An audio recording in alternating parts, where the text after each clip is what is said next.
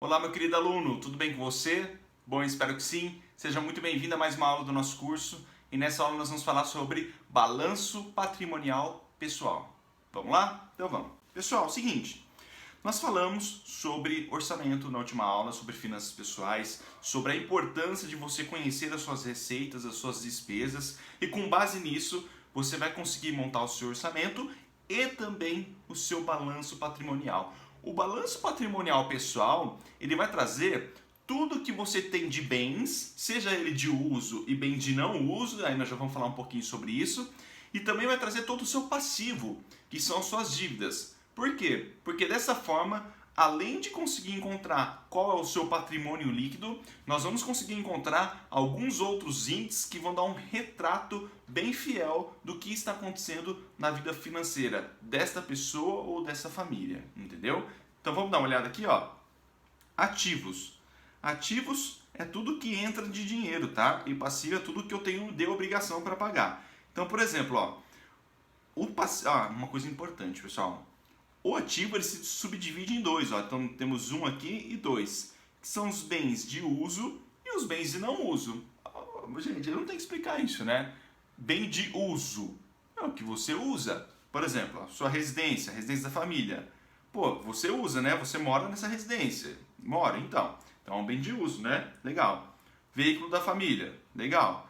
Chácara de fim de semana. Ah, Gabriel, mas é só de fim de semana. Mas você usa de fim de semana, não usa? Usa. Então, é um bem de uso. Então, os ativos, os bens, eles se subdividem em dois. Em bens de uso e bens de não uso. Aí, os bens de não uso são as participações societárias. Se eu sou sócio de uma empresa, é um bem de não uso. Eu não uso a minha sociedade, entendeu? Em teoria, eu não uso. Os seus investimentos. Se você tem uma frota de táxi, por exemplo, que daí entraria em participação societária. Se você tem uma terra arrendada, é um bem de não uso. Se você tem um imóvel comercial, por exemplo, alugado, é um bem de não uso, não é você que usa, entendeu? Então, os ativos, eles se subdividem nessas duas categorias. Bens de uso e bens de não uso. Beleza? Beleza. E os passivos? Os passivos, por exemplo, são dívidas. Cartão de crédito. Gabriel, meu cartão de crédito está em dia, eu pago. Ok, mas é uma dívida, você tem que pagar, tá? E dívida não significa que você está inadimplente, tá? Você pode estar endividado, mas estar adimplente, você está pagando, entendeu? Endividamento e devedor, dever alguma coisa, são coisas diferentes, tá? Não dever, na verdade, é endividamento e estar em atraso são coisas diferentes, beleza? Beleza. Saldo de financiamento do carro, se o carro está financiado, ou saldo de financiamento imobiliário, se está um imóvel financiado. Então, tudo isso daqui são passivos, são considerados passivos de uma pessoa ou de uma família, beleza? E é com isso, pessoal, você consegue definir qual é o patrimônio líquido. Isso daqui é extremamente importante, que você saiba qual é o patrimônio líquido, tanto da sua família quanto pessoal. Por quê? Que é importante. Porque aqui é que você sabe se você está evoluindo financeiramente, se você não está evoluindo, entendeu? É aqui que você vai saber sobre isso. Beleza? Beleza.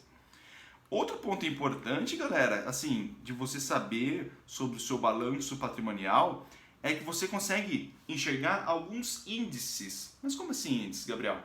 Por exemplo, índice de liquidez, índice de cobertura das suas despesas mensais, índice de endividamento, e eu vou passar isso para vocês aqui agora. O índice de liquidez, ele vai ser... Deixa eu diminuir isso aqui, senão não vai caber, né? Ó, o chamado índice de liquidez, para você descobrir esse índice, o que você tem que fazer? Você vai ter que pegar os seus ativos de curto prazo, tá? Os ativos de curto prazo, que facilmente são convertidos em monetário, e dividir pelos seus passivos de curto prazo. Aí você vai achar um índice seu de liquidez, tá? Nós temos também o índice de cobertura mensal, de despesas mensais. Cobertura de despesa mensal. É o quanto você conseguiria sobreviver se a sua renda terminasse aí e você só tivesse os seus ativos para sobreviver, tá? Então você vai pegar os seus ativos também de curto prazo e dividir isso pela sua despesa mensal. Gabriel, tem que saber isso Cara, é bom que você saiba, mas na prova vai ter isso anotado lá se for cobrar, beleza? Fique tranquilo quanto a isso. E também tem um índice de endividamento, tá? Que é o ver o quanto dos seus bens estão endividados, né? Você tá, qual é o seu grau de endividamento. Então aí nós vemos que é o total de passivo dividido pelo total de ativos. Passivo por ativos. Deve ter sumido uma parte aqui, mas não importa, tá? Por que não importa? Porque na próxima aula nós vamos fazer um estudo de caso, onde eu vou trazer para você o caso de uma família hipotética aqui, a gente vai responder algumas questões, você vai ver que vai ficar muito mais claro. Mas o balanço patrimonial é bom por causa disso. Você consegue saber se você está evoluindo ou não financeiramente falando. Você sabe qual é a real situação da sua família ou a sua real situação pessoal. Beleza, pessoal? Espero que você tenha entendido, espero que tenha ficado muito claro. E se ficou alguma dúvida, entre em contato comigo. Um grande abraço e até o próximo vídeo.